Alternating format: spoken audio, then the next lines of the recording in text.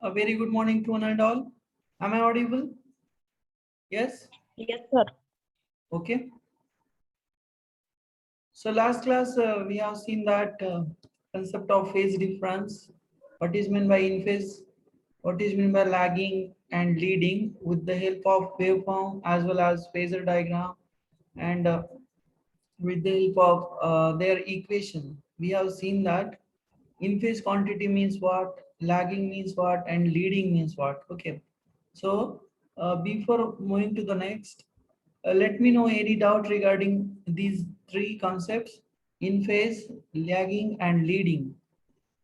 Yes, any doubt is there regarding these three concepts?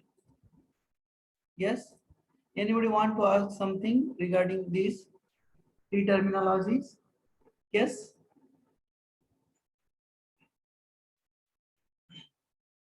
Yes. Anyone is there? Yes. I hope this part is clear to all. Okay. In phase quantity means what, lagging means what, and leading means what. Okay. See, once again, I will take the review in 5 minutes. Okay. So the two quantities, especially alternating sinusoidal quantity, are said to be in phase quantity whenever the both waveforms of a sinusoidal quantity come at the zero at same point and maximum at the same point.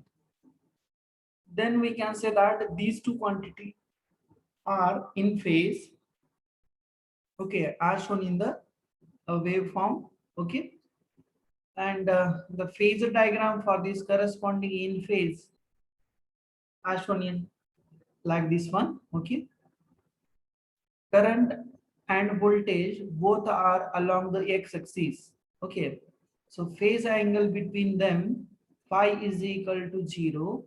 Okay, phi is equal to 0.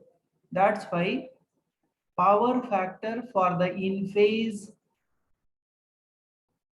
quantity will be 1 because power factor is given by cos phi.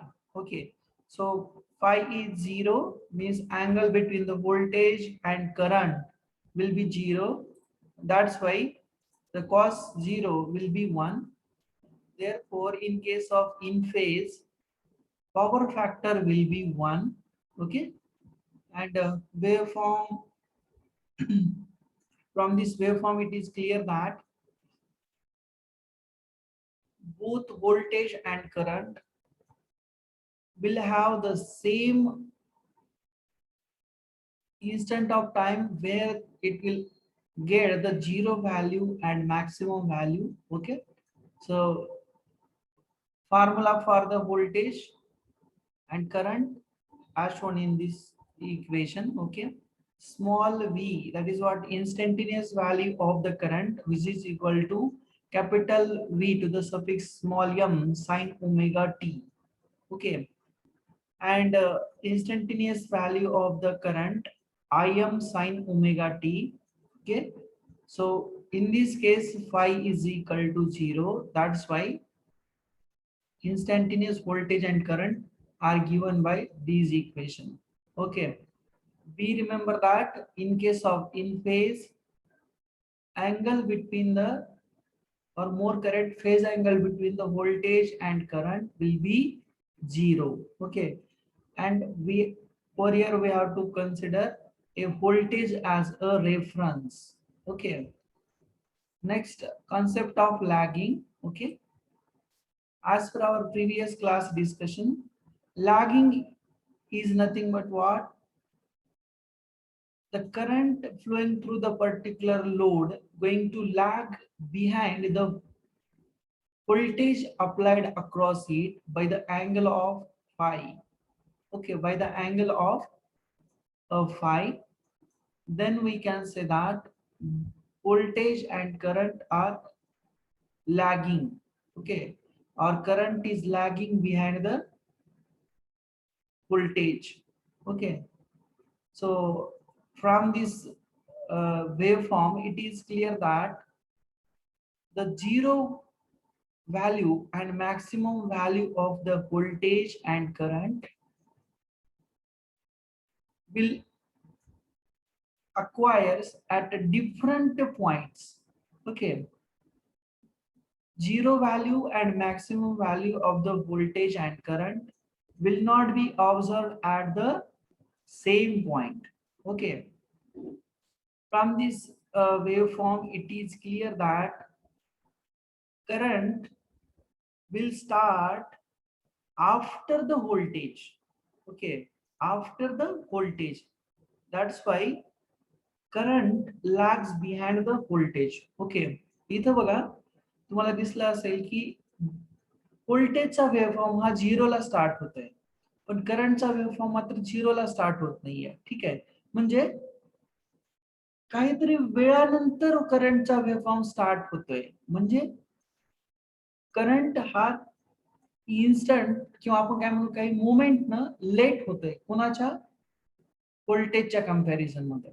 ठीक आहे, आणि sinusoidal waveform जो आहे ते आपल्याला असा दिसून येईल. ठीक आहे, म्हणजे आफ्टर 5 टाइम पिरियड और we can say that after suppose t/2, t/4, t/3, t/4, like that time period the current waveform will start. Okay, आता ही गोष्ट आपल्याला पाहिजे असेल सायमल्टेनियसली व्होल्टेज आणि करंटचे वेव्हफॉर्म, तर जे कोणी इलेक्ट्रॉनिक्स मध्ये आहे त्यांना सेकंड इयरला हे शिकायला मिळेल.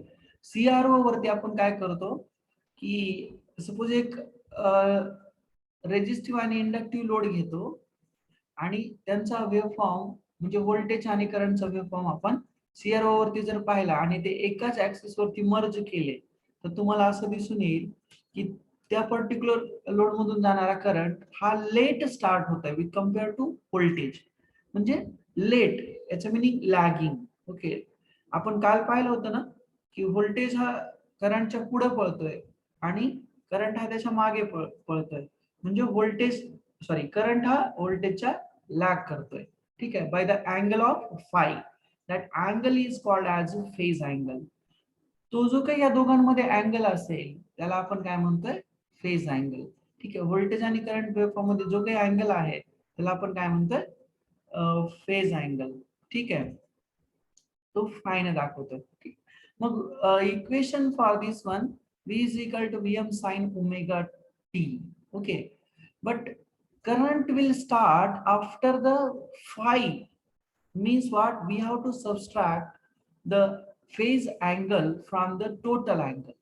आता सपोज व्होल्टेजचा वेव्हफॉर्म आहे तो झिरोला स्टार्ट होतोय, पण काहीतरी फेज अँगल नंतर काय होतंय, आपलं करंट स्टार्ट होतोय. म्हणजे तो तेवढा फेज अँगल हा या व्होल्टेजच्या वेव्हफॉर्म मधून मायनस करावा लागेल. म्हणजे आपल्याला काय मिळेल, इन्स्टंटेनियस व्हॅल्यू मिळेल करंटची. ठीक आहे, आता हा मायनस साइन का घेतला, कारण हा पाठीमागे राहतोय. कोण, करंट हा कोणाच्या, व्होल्टेजच्या. कशाने पाठीमागे राहतोय, फाय अँगलनं, म्हणून तेवढा अँगल हा मायनस केला. ठीक आहे, तेवढा अँगल हा मायनस केला. ठीक आहे, समजलं असेल सगळ्यांना ही गोष्ट.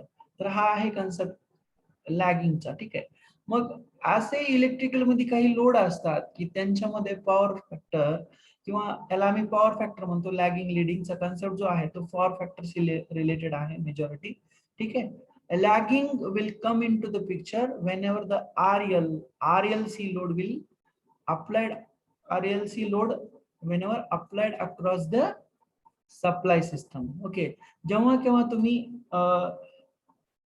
तुमचे इंडक्शन मोटर आहे, तुमचं मिक्सर वगैरे आहे किंवा ग्राइंडर आहे, कोणताही इंडक्टिव्ह आणि रेजिस्टिव्ह लोड किंवा आपण काय म्हणू कॅपॅसिटिव्ह लोड ज्यावेळेस आपण सप्लायच्या अक्रॉस लावू तेव्हा हे असा व्होल्टेज आणि वेव्हफॉर्म मध्ये फेज डिफरन्स दिसायला लागतो. ठीक आहे, आणि त्या कन्सेप्टला आपण लॅगिंग असं म्हणतो. मग आपल्याला पाहिजे आता लीडिंग. इन फेज बघा, इन फेज कधी येतो, जेव्हा प्युअरली रेजिस्टिव्ह सर्किट असतं तेव्हा इन फेज असतात व्होल्टेज आणि करंट. आणि जेव्हा इंडक्टिव्ह लोड असतो सिस्टम मध्ये तेव्हा लॅगिंग पिक्चर मध्ये येतं. ठीक आहे, म्हणजे लॅगिंग जी काही रिलेशन आहे व्होल्टेज आणि करंट मध्ये ते इंडक्टिव्ह लोड मध्ये किंवा रेजिस्टिव्ह आणि इंडक्टिव्ह लोड मध्ये दिसून येतं. जनरली मिक्सर ग्राइंडर्स किंवा जेवढे काही मोटर ऍप्लिकेशन आहेत तेवढ्या केसमध्ये लॅगिंग दिसून येते. आता आपल्याला पाहिजे लीडिंग कुठं असते किंवा लीडिंग काय असतं ऍक्च्युअली. ठीक आहे, लीडिंग सगळ्यांना माहिती आहे. लीडिंग म्हणजे काय असतं? Current leads over a voltage by an angle of 5 degree, by an angle of 5 degree. Okay, so see over here as shown in the figure or diagram the waveform for this leading concept. See over here, in that lagging case voltage is started at earlier and current is started afterwards. Okay, but in this case leading, current start earlier than the voltage. Okay, leading मध्ये काय असतं की करंटचा waveform हा व्होल्टेजच्या वेव्हफॉर्मच्या अगोदर सुरू होतो. ठीक आहे, अगोदर, आणि त्यानंतर व्होल्टेजचा वेव्हफॉर्म स्टार्ट होतो. ठीक आहे, याच्यासाठी हा वेव्हफॉर्म आहे. ठीक आहे, तुम्हाला जर थिअरी एक्झाम असती तर कंपल्सरी याच्यावरती क्वेश्चन आला असता, या तिन्हीपैकी एकावरती. ठीक आहे, 80 to 90% आपण म्हणू शकतो की तुमचं ऑनलाईन एमसीक्यू एक्झामिनेशन होईल. ठीक आहे, नेक्स्ट बघा फेजर डायग्राम मध्ये काय होतं. जसं आपण म्हणतोय की करंट हा व्होल्टेजच्या पुढे पळतोय, कशामध्ये? लीडिंगच्या कन्सेप्ट मध्ये, म्हणजे by an angle of 5 degree. तर ही फेजर डायग्राम अशी आहे. ठीक आहे, या सुद्धा केसमध्ये करंटची व्हॅल्यू ही व्होल्टेज पेक्षा कमी असते. तुम्हाला या फेजरच्या लेंथ वरून समजलं असेल की करंटची व्हॅल्यू ही लेस असते विथ कम्पेअर टू व्होल्टेज. आणि मग हा लीडिंग कन्सेप्ट कधी पिक्चर मध्ये येतो? जेव्हा कॅपॅसिटिव्ह लोड असतो. आता एक कॅपॅसिटिव्ह लोड काय असतो, इंडक्टिव्ह लोड काय असतो, आपण याच्यानंतरच आर्टिकल आहे ते त्यामध्ये पाहणार आहोत. ठीक आहे, मग leading whenever the capacitive load is connected across the supply system. For example, तुम्ही जर ट्यूबलाईट कनेक्ट केली, आता अलीकडच्या काळातल्या डिजिटल ट्यूबलाईट नाही, हा जुन्या काळातल्या अशा त्याला चोक वगैरे असायचं बघा, ती जर ट्यूबलाईट तुम्ही सप्लाय सिस्टमच्या अक्रॉस कनेक्ट केली तर त्या केसमध्ये करंट हा व्होल्टेज पेक्षा म्हणजे लीड करतो 5 अँगलनं. आता एक असं का होतं तर तुम्हाला याचं पुढं रिझन कळेल की नेमका याच्यामध्ये पॉवर फॅक्टर किंवा हे जे करंट आहे हे लीड का करतं. ठीक आहे, पण एक लक्षात ठेवा, जेव्हा केव्हा कॅपॅसिटिव्ह लोड आपण सिस्टम मध्ये अप्लाय करू तेव्हा ह्या लीडिंगचा कन्सेप्ट पिक्चर मध्ये येत असतो. ठीक आहे, लीडिंग त्यावेळेस ऑब्झर्व होत आहे. मग लीडिंगचा कन्सेप्ट काय आहे? Current leads over a voltage by an angle of 5 degree. Okay, याच्यासाठी वेव्हफॉर्म आहे बघा हा असा, आणि हा आहे फेजर डायग्राम. ठीक आहे, याच्यासाठी इक्वेशन असतं बघा Vm साइन ओमेगा टी आणि Im sign omega T plus 5. आता आपण करंटचं इक्वेशन लिहितो विथ रिस्पेक्ट टू व्होल्टेज, म्हणून इथं आपण काय म्हणतोय की करंट हा अगोदर स्टार्ट होतोय व्होल्टेज पेक्षा.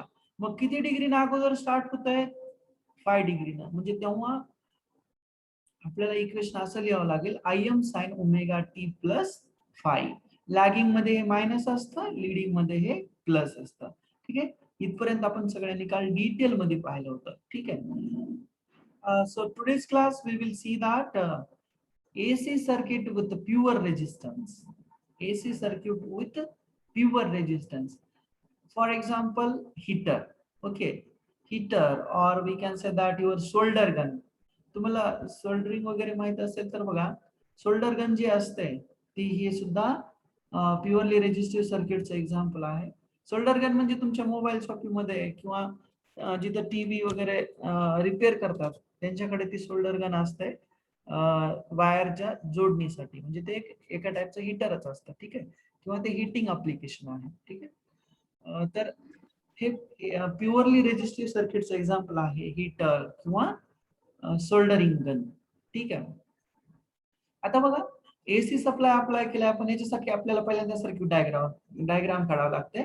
म्हणजे प्युअरली रेजिस्टन्स आहे, म्हणजे एकटा रेजिस्टन्सच फक्त सर्किट मध्ये आहे. फॉर एक्झाम्पल आर नावाचा रेजिस्टन्स हा या सर्किट मध्ये कनेक्टेड आहे. ठीक आहे, आणि त्याच्या अक्रॉस आपण व्ही नावाचा एवढा सप्लाय देतो आहोत. हा स्मॉल व्ही आहे, म्हणजे इन्स्टंटेनियस व्हॅल्यू आहे. आणि सपोज या आर नावाच्या रेजिस्टन्स मधून स्मॉल आय नावाचा एवढा इन्स्टंटेनियस करंट फ्लो होत आहे. आणि या आर नावाच्या रेजिस्टन्सच्या across V to the suffix capital R एवढं अमाऊंट मध्ये व्होल्टेज ड्रॉप होत आहे.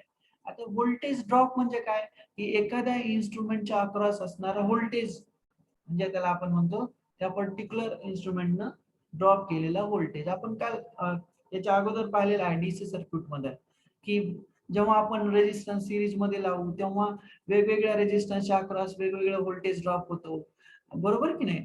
आणि पॅरलल मध्ये आपण पाहिलं की वेगवेगळ्या रेजिस्टन्स मध्ये वेगवेगळा करंट हा ड्रॉन केला जातो. आपण तिथे केसीएल यूज करतो आणि सिरीज सर्किट मध्ये केव्हीएल यूज करत असतो हे व्होल्टेज आणि करंटच्या व्हॅल्यू काढण्यासाठी. ठीक आहे, आपण याच्यावरती न्यूमरिकल्स पण सुद्धा पाहिलेले आहेत. तर हा रेजिस्टन्सच्या अक्रॉस असणारा व्होल्टेज ड्रॉप आहे व्ही आर. ठीक आहे, आता हे सगळ्या टर्मिनॉलॉजीज तुम्हाला कळालेला आहे. ठीक आहे, मग जनरली आपल्याला माहिती आहे की इन्स्टंटेनियस व्हॅल्यू व्होल्टेजची कशी दिली जाते, Vm sin ओमेगा टी. ठीक आहे, हे आपण एसी सर्किट स्टडी करतोय आणि त्या प्रिव्हियस डीसी सर्किट मध्ये काय होतं, सिंपल होतं व्ही. ठीक आहे, डीसी सर्किट मध्ये आता साइन ओमेगा टी का पिक्चर मध्ये येतो किंवा याला साइन ओमेगा टी ला आपण का लिहिलं असं, तर त्याला आपण पाहिलेलं आहे reason behind the AC voltage generation.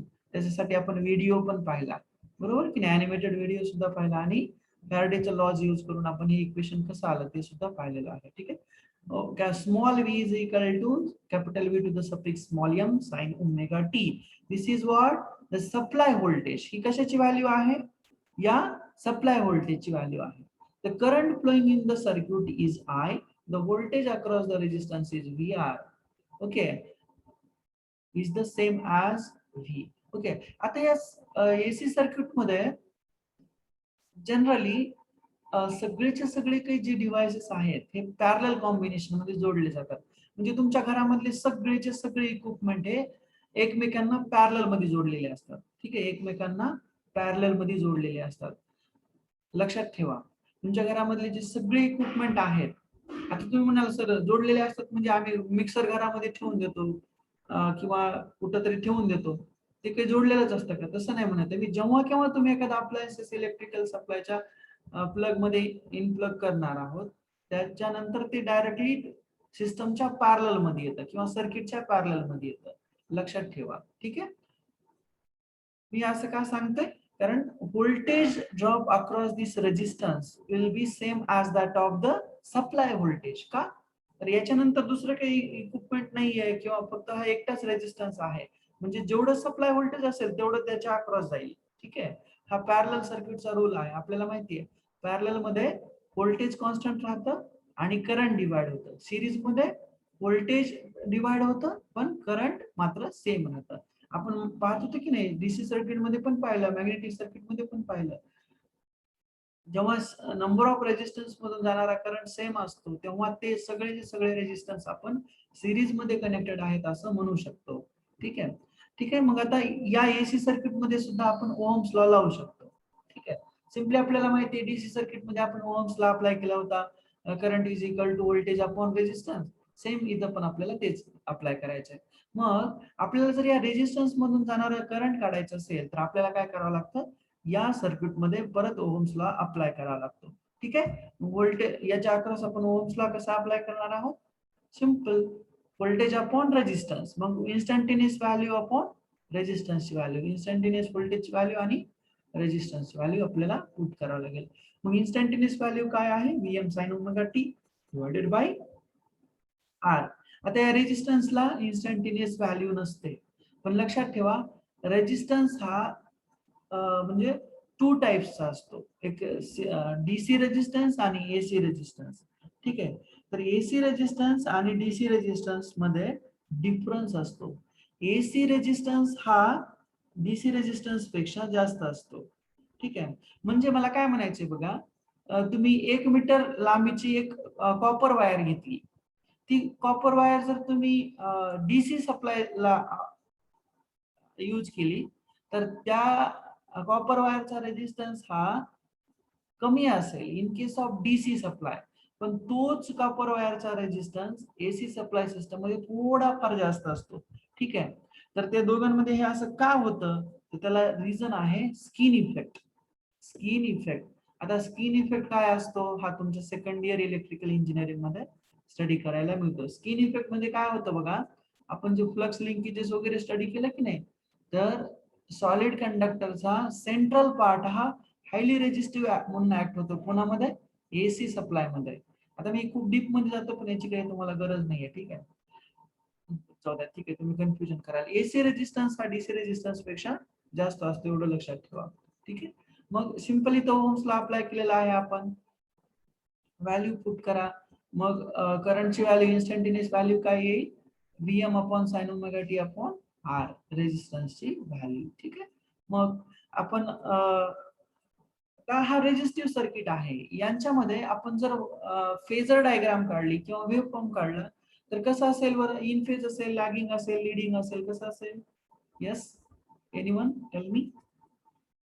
तर मी इन फेज लॅगिंग लीडिंगच्या कन्सेप्ट मध्ये सांगितलं की तुम्हाला इन फेज कधी असतं आणि लॅगिंग कधी असतं, लीडिंग कधी असतं, ठीक आहे. याच्यामध्ये जर मी फेजर डायग्राम काढली तर कशी असेल? येस, किंवा वेव्ह फॉर्म कसा असेल, म्हणजे त्यांच्या स्टार्टिंग किंवा मॅक्सिमम आणि मिनिमम व्हॅल्यू कशा असतील व्होल्टेज आणि करंटच्या? Yes, anyone? Purely resistive circuit हा इन फेज मध्ये असतं, म्हणजे त्यांच्यामध्ये व्होल्टेज आणि करंट मध्ये अँगल जो असतो तो 0 असतो. इथं बघा ना, इक्वेशन 1 आणि 2 जर तुम्ही ऑब्झर्व केलं तर instantaneous value of the voltage आणि instantaneous value of the current कशा आहेत? सेम आहे, बरोबर की नाही? ही बघा, ही व्हॅल्यू आणि ही व्हॅल्यू सेम आहे. यांच्यामध्ये काय फेज अँगल पिक्चर मध्ये येतोय का? नाही येत आहे. म्हणजे हे दोघं कसे आहेत? इन फेज क्वांटिटी आहेत. तर यांच्यामध्ये जर आपण फेजर डायग्राम काढली तर कशी असेल? येस, सांगा कशी असेल मग?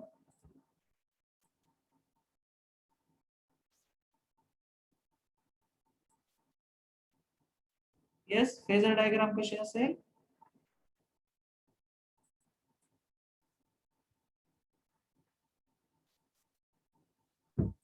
Both are on the same line. Yes,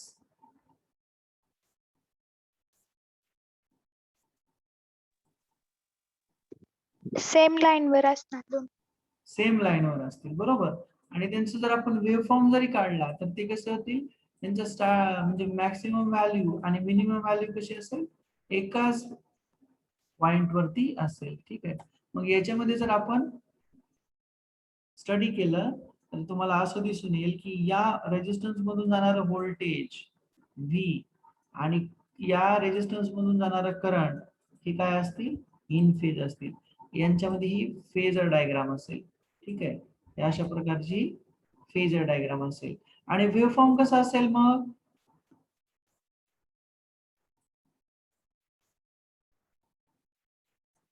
yes, wave form कसा असेल आपण पाहिलेला आहे सुरुवातीचा. इन फेज साठी जो फेजर डायग्राम आहे किंवा वेव्ह फॉर्म आहे तो सेम असेल, ठीक आहे. म्हणजे असं असेल व्होल्टेज. आता अप्रॉक्सिमेटली लक्षात ठेवा, जनरली करंटची व्हॅल्यू ही व्होल्टेजच्या व्हॅल्यू पेक्षा कमी असते, ठीक आहे. म्हणजे हा करंटचा वेव्हफॉर्म असेल आणि हा व्होल्टेजचा वेव्हफॉर्म असेल, ठीक आहे. वेव्हफॉर्म कसा येईल या सर्किट साठी? असा येईल. नेक्स्ट स्लाइड मध्ये तेच आहे, त्याची फेजर डायग्राम आणि काय म्हणू आपण त्याला, वेव्हफॉर्म, ठीक आहे. हे बघा दिसतंय तुम्हाला? From equation 1 and 2 we conclude that in pure resistive circuit the voltage and current are in phase. Okay, तर तुम्हाला याच्यावरती एमसीक्यू विचारला जाईल काय? In case of purely resistive circuit, the voltage and current are in phase, out of phase, lagging, leading असे option दिले जाईल तिथं. पण या केस मध्ये व्होल्टेज आणि करंट कशा आहेत? इन फेज आहेत, ठीक आहे. व्होल्टेज आणि करंट कशा आहेत? इन फेज असतील, ठीक आहे. कशा असतील? In phase. लक्षात ठेवा, हा त्याच्यासाठी वेव्हफॉर्म असेल आणि ही त्याच्यासाठी फेजर डायग्राम असेल. सिंपल आहे. प्युअरली रेजिस्टिव्ह सर्किट मध्ये व्होल्टेज आणि करंट हे इन फेज असतात, म्हणजे त्यांच्या मधला जो काही फेज अँगल आहे, आता मी इथे याला फ्लक्स म्हणणार नाही, लक्षात ठेवा, परत कन्फ्युजन करू नका. या फेज अँगलची व्हॅल्यू काय असेल? 0 डिग्री असेल.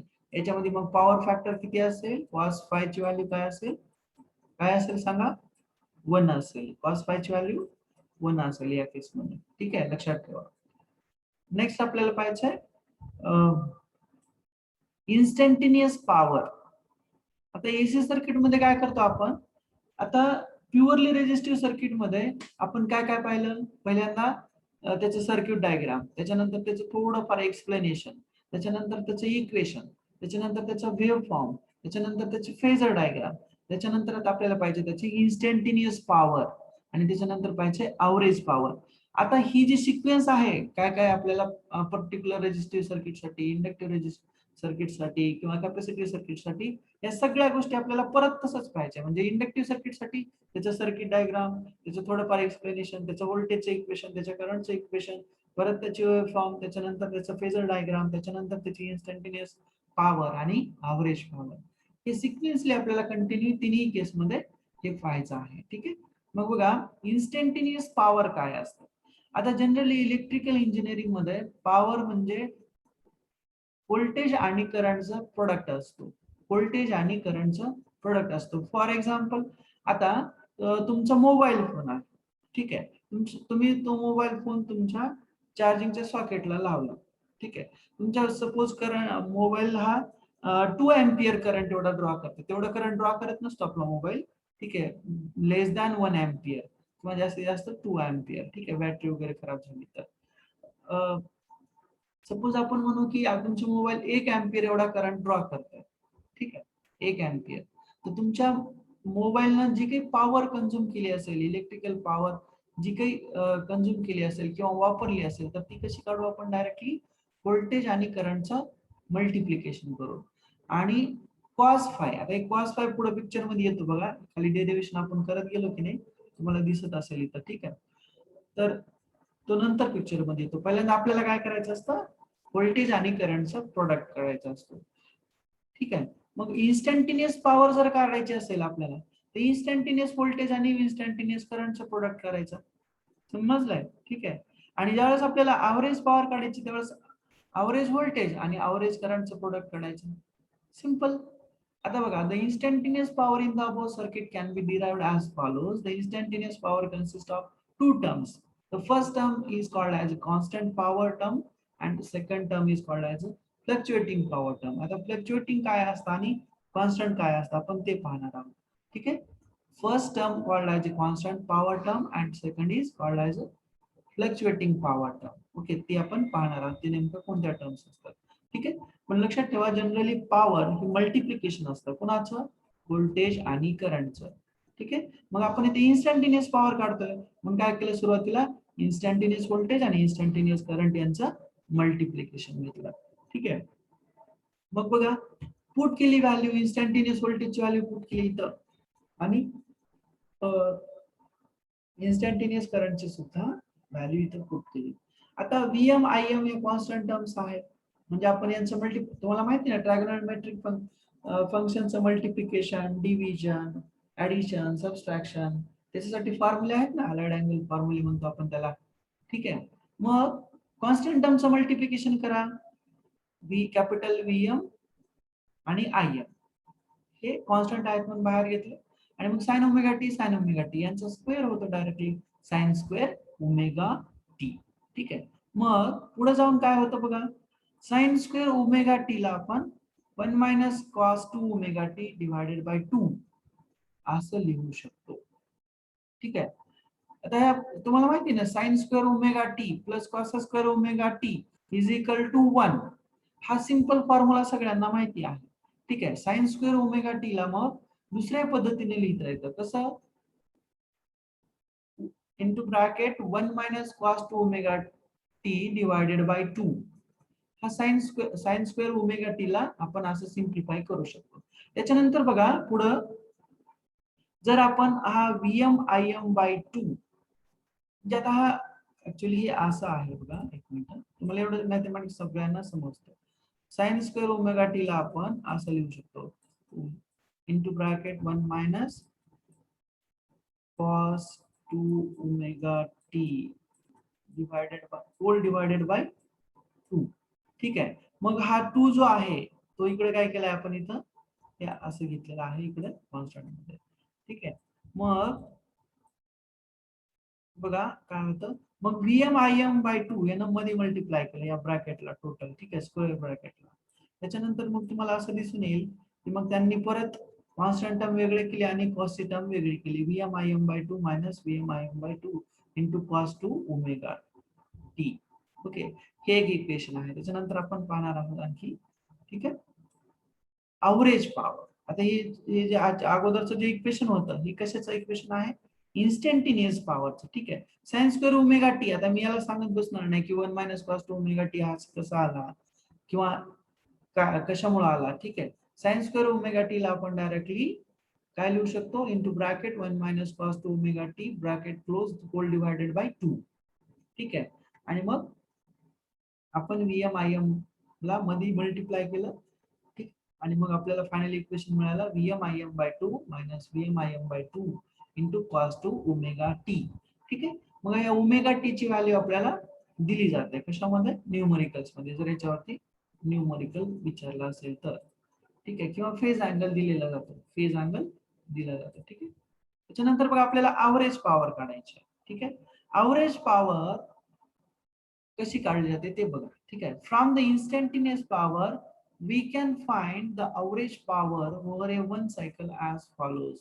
Okay, as seen above, the average power is the product of the RMS voltage and RMS current. Okay, आता average power मी तुम्हाला मगाशी म्हणालो की average power कशी काढता येते आपल्याला, average voltage आणि average current चं प्रोडक्ट केलं तरी आपल्याला मिळते, ठीक आहे. काय मिळते, अवरेज पॉवर, ठीक आहे. पण आपण अवरेज पॉवर दुसऱ्या पद्धतीने काढू शकतो, कशी, average power is the product of RMS voltage and RMS current. Okay, मग ही MCQ च्या दृष्टीने लक्षात ठेवा, average power it is the product of RMS voltage and RMS current. Okay, RMS voltage and RMS current. आता तुम्ही म्हणाल sir मग अशीच म्हणले की तुम्ही अवरेज पॉवर ही अवरेज व्होल्टेज आणि अवरेज करंटचा यूज करून आपण काढू शकतो. पण आपल्याला सगळ्यांना माहिती आहे ना, अवरेज पॉवर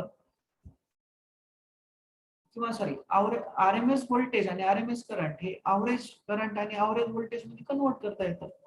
आपल्याला माहिती आहे ना, पीक फॅक्टर, फॉर्म फॅक्टर, त्याचा यूज करून आपण याला कन्वर्ट करू शकतो, ठीक आहे. पण जनरली तुम्हाला मी सुरुवातीपासून म्हणतोय की जे काही डिजिटल इक्विपमेंट आहेत त्याचे सगळेचे सगळे RMS व्हॅल्यूज मेजर करत असतात का, तर आपण त्या दिवशी पण पाहिलंय की RMS व्हॅल्यू या कॅल्क्युलेट करायला डिफिकल्ट जात असतील डिजिटल मीटरला, तर त्याच्यामध्ये आपण फॉर्म फॅक्टर मिसळवतो आणि maximum value into form factor केले की आपल्याला RMS व्हॅल्यू मिळून जाते, ठीक आहे. तर RMS क्लास लक्षात ठेवा, average value, RMS value.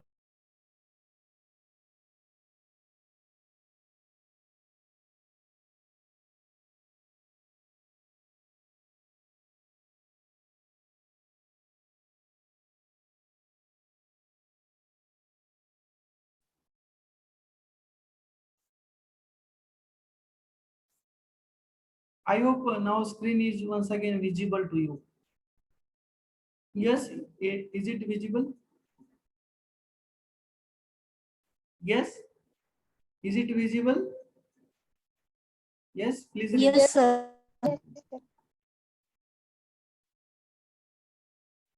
So see over here the average power. Okay, it is the product of RMS voltage and RMS current.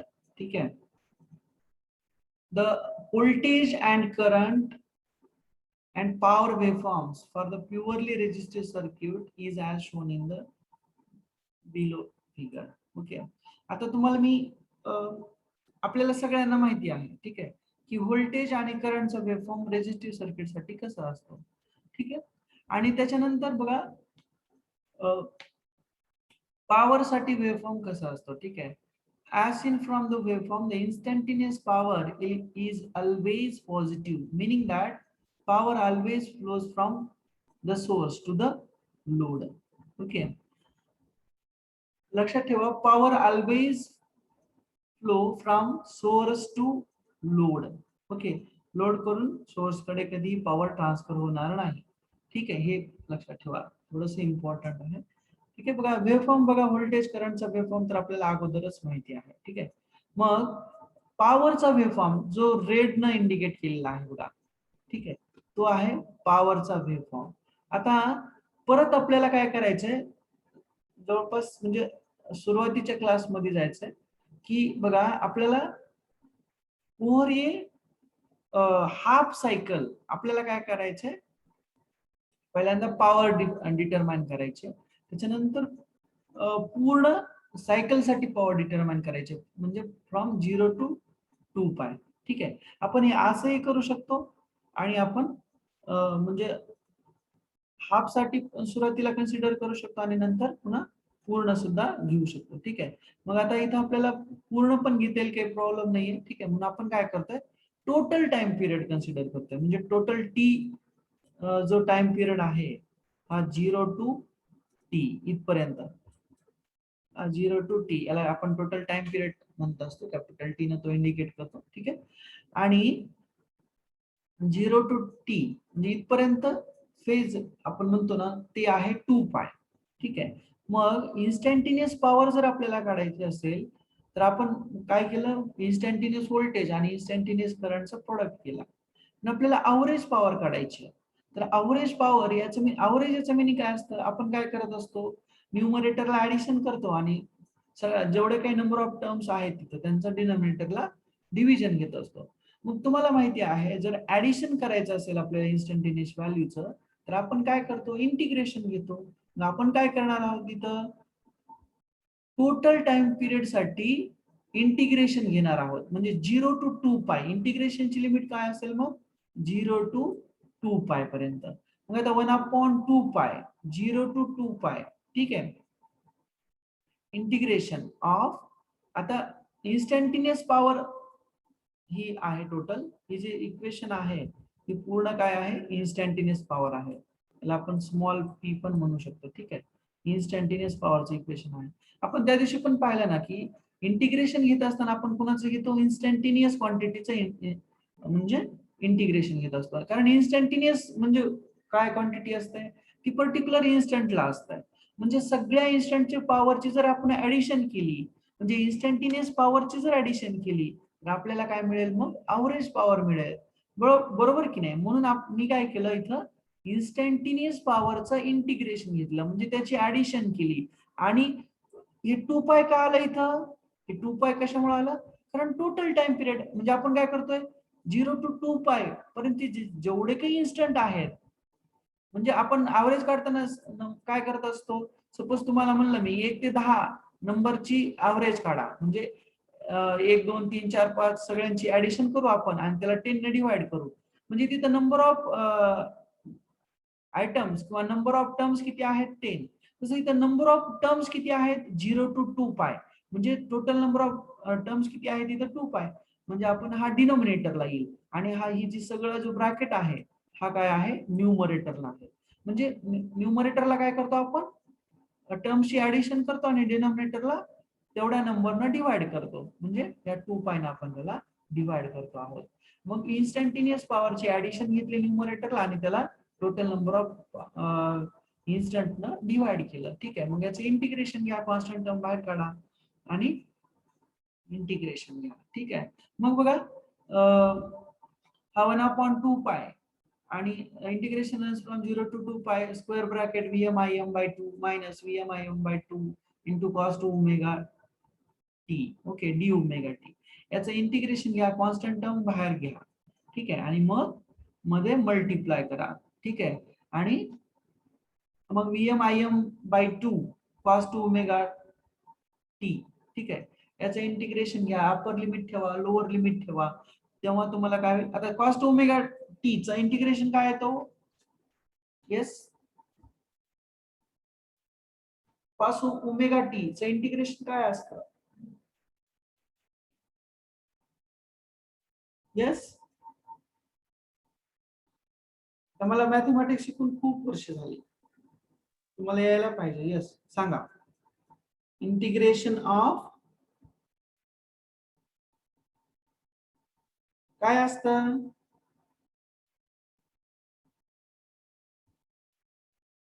Integration of काय असतं सांगा ना. Yes,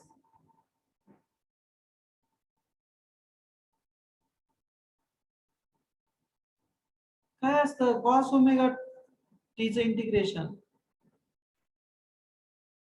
yes, sin omega t into omega.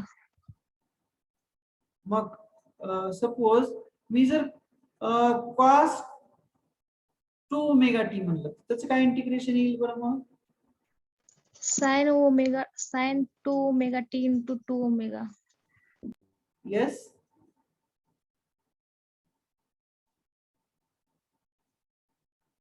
काय येईल लवकर सांगा.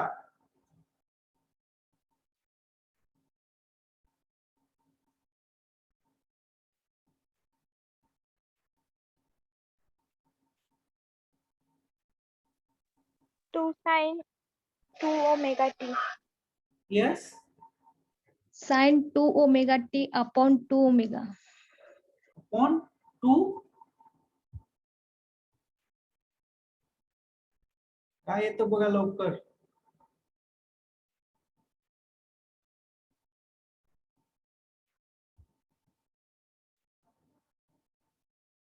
Yes, 1/2 sign 2 omega T येतं का? येस, काय येतं बरं सांगा ना लवकर.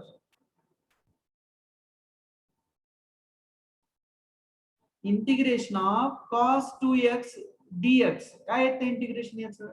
हे ओमेगा टी जाऊ दे तिकडे. Integration of cos 2x dx काय येतं याचं इंटिग्रेशन? 1/2 sin 2x. मग 1/2 बाहेर घ्या कॉन्स्टंट टर्म आहे म्हणून आणि मग अप्पर लिमिट लोअर लिमिट ठेवून द्या काय येतं बघा मग. येस,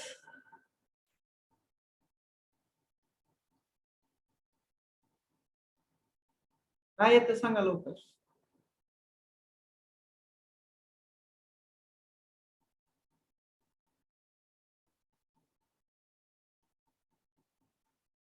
येस, सांगा लवकर. साइन 2 पाय ची किंमत किती असते? साइन 4 पाय किंवा sine even number into X काय असतं त्याची व्हॅल्यू? साइन 0 ची किंमत किती असते? 0 असते म्हणजे लोअर लिमिटचा Zero. विषय संपला. ठीक आहे की बरोबर आहे की नाही? आपण काय करत असतो इंटिग्रेशन काढल्यानंतर म्हणजे याचं इंटिग्रेशन काय येतं बघा Vm/2 मायनस सॉरी Vm/2 ला बाहेर घ्या आणि cos 2 ओमेगा टी चं इंटिग्रेशन काय येतं 1/2 sin 2 ओमेगा टी. ठीक आहे आणि मग याच्यामध्ये लोअर लिमिट अप्पर लिमिट ठेवून द्या. ओमेगा टी च्या ठिकाणी 2 पाय ठेवून द्या पहिल्यांदा म्हणजे 2 पाय. ठीक आहे आणि हे 2 म्हणजे 4 पाय होईल. मग साइन 4 पायची व्हॅल्यू किती येते बघा आणि ती नेक्स्ट मायनस मधली सगळी टर्म 0 होणार आहे. साइन समथिंग 0 म्हणजे काय असणार 0च असणार. साइन 0 ची व्हॅल्यू 0. मग बघा काय येतं आन्सर साइन 4 पाय चा आन्सर किती यायला पाहिजे बघा. साइन n इंटू एक्स आणि जर n इवन असेल तर त्याची व्हॅल्यू काय येते? आय थिंक 0 येते. सांगा ना साइन 4 किंवा साइन n इंटू पाय आणि जर n इवन असेल तर काय असते व्हॅल्यू त्याची? येस, 0. 0 असते. मग हे बघा हेच आपण इंटिग्रेशन हे जर एवढं जर इंटिग्रेशन जरी सॉल्व्ह केलं ना तर या सगळ्या इंटिग्रेशनची व्हॅल्यू 0 येते. मग शिल्लक काय राहतं हा इकडचा एवढा पार्ट म्हणजे p = Vm/2. मग या 2 ला कसं लिहिता येतं आपल्याला √2 × 2 √2 असं लिहिता येतं. आपल्याला माहिती ना √2 × 2 याची व्हॅल्यू काय येत असते 2 येत असते. बरोबर यांचं मल्टिप्लिकेशन काय असतं 2 असतं. बरोबर की नाही? मग मी आता याला आपण काय म्हणू सेपरेशन का केलं या 2 च तर आपल्याला माहिती आहे Vm/√2 आणि Im/√2 ही काय आहे? Yes, what is this one? RMS value. RMS value. मग average value काय आहे? It is the product of RMS voltage and RMS current. वर लिहिलेलं तुम्हाला समजलं मग ते का लिहिलं होतं? Average power, it is the product of RMS voltage and RMS current over a one complete cycle. समजतंय का बघा आता हे कसं आलं काल आपल्याला सगळ्यांना समजतंय. ठीक आहे, आपण इंटिग्रेशनची लिमिट 0 to 2 पाय का ठेवली ते पण आपल्याला सगळ्यांना माहिती आहे. या 2 पायने त्याला डिवाइड का केलं ते पण आपल्याला सगळ्यांना माहिती आहे. बरोबर की नाही? कारण आपण ऍव्हरेज घेतोय, इन्स्टंटेनियस व्हॅल्यूची ऍव्हरेज घेतो म्हणून याला 2 पायने डिवाइड केलं कारण टोटल टाइम पिरियड किती आहे? 2 पाय आहे ओव्हर ए सायकल.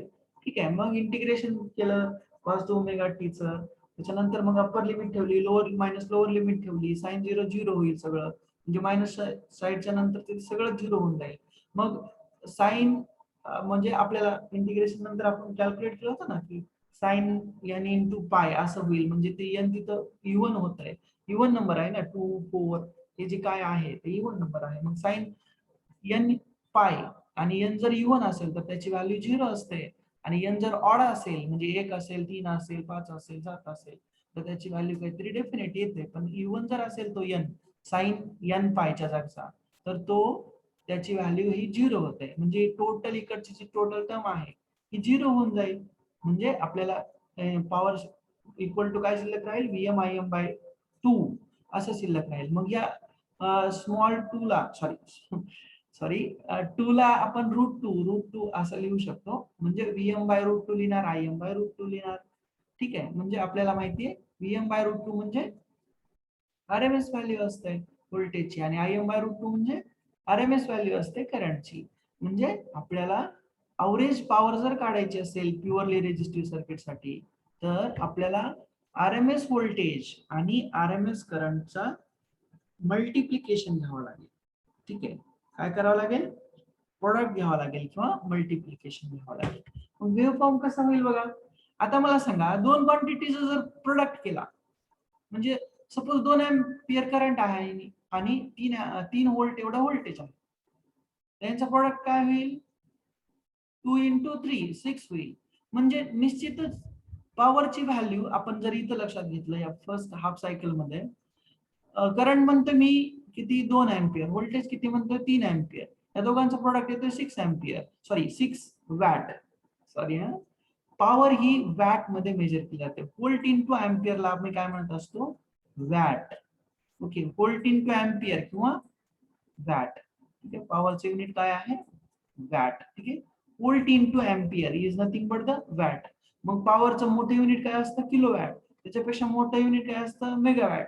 त्याच्यापेक्षा मोठं युनिट काय असतं? गिगावॅट. ओके, टेरावॅट. ठीक आहे, म्हणजे सबस्टेशनची वगैरे किंवा पॉवर ग्रिड मध्ये वगैरे जी रेटिंग असते पॉवरची तर ती मेगावॅट गिगावॅट मध्ये असते. ठीक आहे, आणि आपल्या घरी वॅट मध्ये किंवा किलोवॅट मध्ये. ठीक आहे, तुम्ही म्हणतो ना बल्ब जर विकत आणायचा असेल तर 40 वॅटचा आहे, 60 वॅटचा आहे, 80 वॅटचा आहे. तुमच्या घरचा जो फॅन आहे क्रॉम्प्टनचा असेल किंवा ओशा कंपनीचा असेल किंवा XYZ अँकरचा असेल तर जनरली फॅन हा 80 वॅटचा असतो, 80 वॅटचा. ठीक आहे, म्हणजे व्होल्टेज आणि करंटचं तिथं प्रोडक्ट आहे. म्हणजे तुम्हाला फॅनची रेटिंग सांगते मी 80 वॅट आहे, म्हणजे त्या फॅननं किती करंट ड्रॉन केला असेल ते तुम्ही काढू शकता. आणि पॉवर फॅक्टर म्हणतो मी 0.75 आहे किंवा 0.80 आहे, त्यामुळे तुम्ही त्या फॅननं किती करंट ड्रॉ केलं ते सुद्धा काढू शकता. आपण ते पाहणार आहोत याच्यामध्ये पॉवर कॅल्क्युलेशन मध्ये. ठीक आहे, लक्षात ठेवा. मग पॉवरचं युनिट काय असेल? व्होल्ट इंटू एम्पियर किंवा त्याला वॅट असं म्हणतो आम्ही.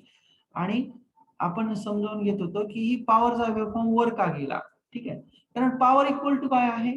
व्होल्टेज आणि करंटचं मल्टिप्लिकेशन आहे. करंट किती म्हणालो मी? 2 एम्पियर. व्होल्टेज किती म्हणालो मी? 3 व्होल्ट. ओके, या दोघांचं प्रोडक्ट किती असेल? 6 व्होल्ट, म्हणजे सॉरी 6 वॅट. आणि मग या वेव्हफॉर्म पेक्षा निश्चितच त्याचा वेव्हफॉर्म हा जास्त असेल, म्हणजे हा पॉवरचा वेव्हफॉर्म असेल. ठीक आहे, हा जो रेड दिसतोय हा पॉवरचा वेव्हफॉर्म आहे. आणि तो का जास्त आहे व्होल्टेज किंवा करंट पेक्षा? तो असं उंच का दिसतोय? कारण त्याची मॅग्निट्यूड जास्त आहे. आपल्याला समजतं ना एवढी तर सिंपल गोष्ट समजते. याची मॅक्सिमम व्हॅल्यू म्हणजे पॉवरची मॅक्सिमम व्हॅल्यू ही करंटच्या मॅक्सिमम व्हॅल्यू पेक्षा आणि व्होल्टेजच्या मॅक्सिमम व्हॅल्यू पेक्षा जास्त असेल का? तर आपण पॉवर म्हणजे व्होल्टेज आणि करंटचं मल्टिप्लिकेशन घेतोय. ठीक आहे. आय थिंक सगळ्यांना हे समजलं असेल. Yes, is it clear to all? Yes, is it clear? Yes, कोणाला काय विचारायचं का याच्यामध्ये? आता मॅथमॅटिकल जो पार्ट आहे ना, cos टू ओमेगा टीचं इंटिग्रेशन कसं करायचं, काय करायचं, आय थिंक तुम्ही 12th मध्ये पण पाहिलंय, 11th मध्ये पण पाहिलंय, फर्स्ट इयरला पण पाहिलं असेल ते M1 M2 मध्ये, बरोबर की नाही? तर त्याचं इंटिग्रेशन काढा आणि अपर लिमिट लोअर लिमिट ठेवा. मी तर तुम्हाला तसं क्ल्यू दिलेला आहे की साईनच्या व्हॅल्यू कोणत्या कधी 0 असतात, काय असतात. ठीक आहे. आणि आपल्याला काय मिळतं ते पण आपण इथे डिस्कस केलंय. ठीक आहे. Is it clear to all now? Yes. Any doubt is there regarding this one, average power? परत एकदा सांगतो मी, average power it is what? It is the product of RMS voltage and RMS current. आणि ते का असतो आपण हे mathematically इथं प्रूव्ह केलेलं आहे. ठीक आहे. लक्षात ठेवा. वेव्हफॉर्म कसा असतो? वेव्हफॉर्म हा म्हणजे हा असा कसं काय आला, म्हणजे व्होल्टेज किंवा करंट वेव्हफॉर्म पेक्षा उंच का गेला, तर आपण त्याचं पण रिझन पाहिलं. कारण P इज इक्वल टू काय आहे? B इंटू I, म्हणजे या दोघांचं मल्टिप्लिकेशन आहे किंवा प्रोडक्ट आहे. ठीक आहे. ही काय आहेत मग? RMS व्हॅल्यूज आहेत व्होल्टेज आणि करंटच्या. Yes, is it clear to all now? Yes, any doubt is the regarding this one? If okay, next class we will see that inductance of pure inductance connected across the AC supply. Okay, so don't left the meeting, I will note down your attendance. Okay, so concentrate on that equation and let me know any doubt regarding that one. Okay, yes, roll number 1, please give me attendance orally. Yes, roll number 1. Yes, roll number 1 is there or? Yes, sir. Yes, 2, Present, sir. 3, Yes, sir. 4, Yes, sir. 5, Present. roll number 6, Present, sir. 7, Present, sir. 8, roll number 8,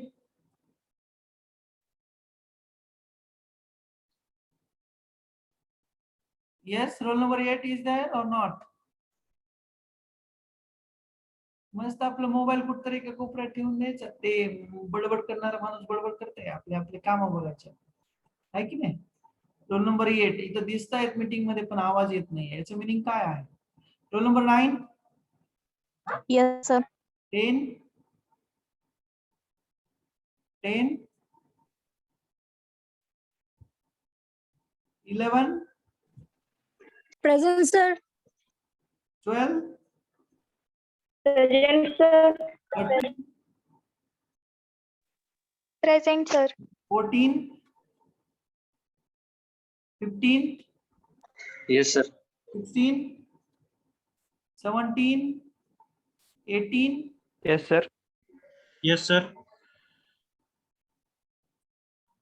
yes, तुम्ही दोघांचे number सांगा आता. Attend 17. Me 18. 17, 18 is there. Okay, 19 absent. 19 चा काय problem आहे? 19 चा absent असतात ते. 21, Yes, sir. 22, 23, Yes, sir. 24, Yes, sir. 25, 26, Yes, sir. 27, Yes, sir. 28, Yes, sir. 29, Yes. 30, Yes, sir. 31, 32, Yes, sir. 33, Yes, sir.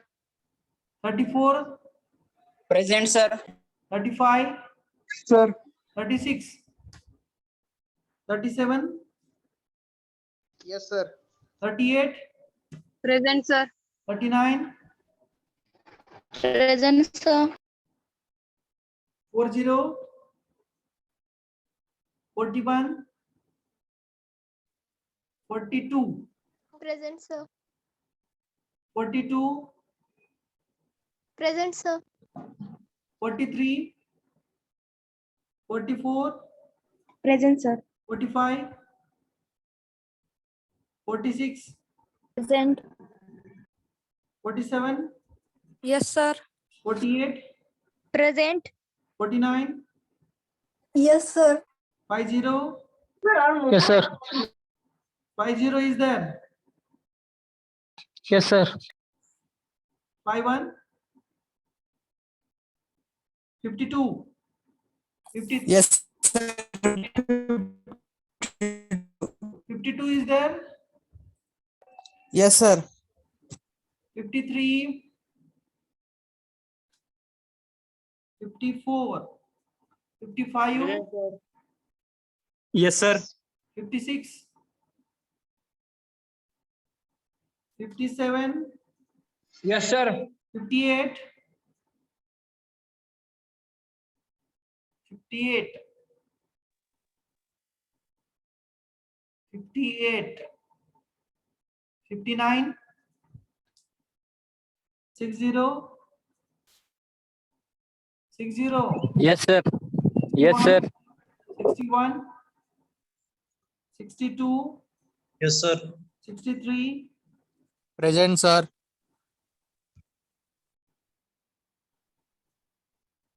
63 is there. Present, sir. मी तर दिसत नाही ना मीटिंग मध्ये 63, 62 पासून डायरेक्ट 65 दिसते बघा. Yes, just wait a minute. I will. 64 is there.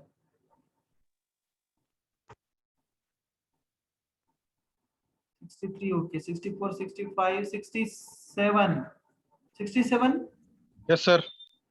68, 68 is there.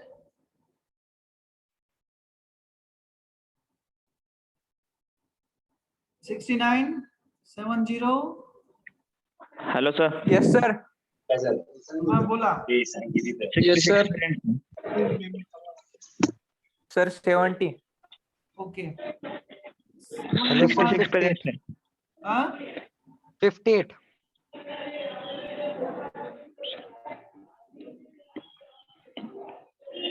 one, 7, 2, 7, 3. हे प्रशांत नागणे कोण आहे रे? Yes. What is your roll number? Yes, sir. 57. तो वाला- Hello, sir. Yes, कौन बोलता Hello? है? 58, sir. Present. 69, sir. Okay, 69 is there, I know. 66, sir. 74, sir. Yes, चुप बसा, सगळ्यांची घेतली मी attendance. 72, sir. प्रशांत नागणे कोण आहे? Yes, sir. 57 number. तुझा रोल नंबर तू त्या ई डिव्हिजन नुसार टाईप करून ठेव, कारण ते काय व्हायला इंटरप्शन व्हायला म्हणून ते तुम्हाला प्रत्येकाला इंडिव्हिज्युअल मेल वगैरे दिलाय ना, परमिशन दिली आहे, बरोबर की नाही? हा, तसं तुझं ते रिनेम करून टाक नाव. Yes, sir. हा, ठीक आहे. So today we will stop over here. Have a Sir, nice- 72 present, sir. Sir, 74 present. 71 present. 73 present, sir.